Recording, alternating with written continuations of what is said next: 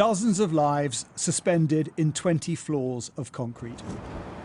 One of them is 47-year-old Michael, who has advanced cancer and because of lockdown can't get the home care he needs. So his younger sister, Clara, has given up her job as a nurse to look after him and has been forced to claim universal credit. It's a letdown in the lockdown. We find that we're having to do most of the care for Michael. Right. Yeah. So what's been the letdown? What's let? Just things like district nurses can't come round. My brother wanted to see a priest, he can't come round. I've had to give up working, actually, as a nurse, and it's very difficult to, get any kind of income, and so it's just all very isolating and difficult. Yeah.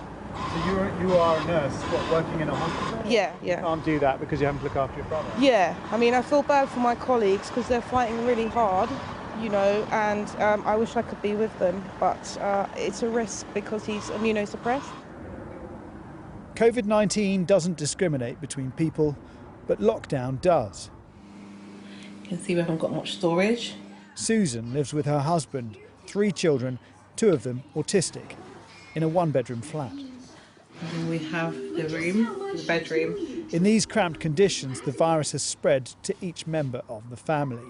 All together, isolating and staying indoors, obviously as instructed, but it's just the fact that we've got little or no space. It is really, really tough to deal with because normally we'll go out to the park, get some fresh air, but now we're just cooped up inside and with little or no space to store food as well.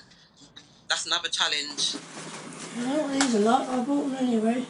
The impact of isolation is also difficult if you're 77 and live alone on the 15th floor. After 2 weeks of relying on the kindness of others for supplies, Janet Taylor has had to get out. What brought you out of the house today? Got fed up. Joe said, why didn't you tell me I'd have gone and got it for you? Yeah. I went, no, I've got to get out, I've got to get some fresh air. Until now, Jo has been doing her shopping and taking the dogs for walks. I'm doing her shopping, somebody in the sheltered accommodations doing their shopping. Just, if you can help, I'll help. You won't have heard of Whitstable House, the block where they live, but everyone knows the block next door. And the tragedy here created a community spirit in the way the virus has done nationwide. But it also sparked questions over social divisions, and the virus is beginning to do the same. It's not just about space. The disparity of lockdown is also economic. People doing the kind of jobs where they can work from home aren't doing their conference calls from tower blocks like these. The Resolution Foundation believes that about half of high earners are able to be flexible about the location of their work, whereas only 10% of low earners could work from home. And that means they're a lot less able to protect their income, and they have fewer savings to fall back on. Like many in this block, Stephen's job is on hold, his income reduced. And with a young son, he's finding this new life difficult.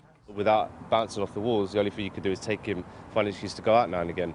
Yeah. And I know people don't agree with that, but, I think, everyone handles it in their own way. The pleas to stay indoors are important, but it's worth remembering the sacrifices and challenges behind each of those doors. Jason Farrell, Sky News.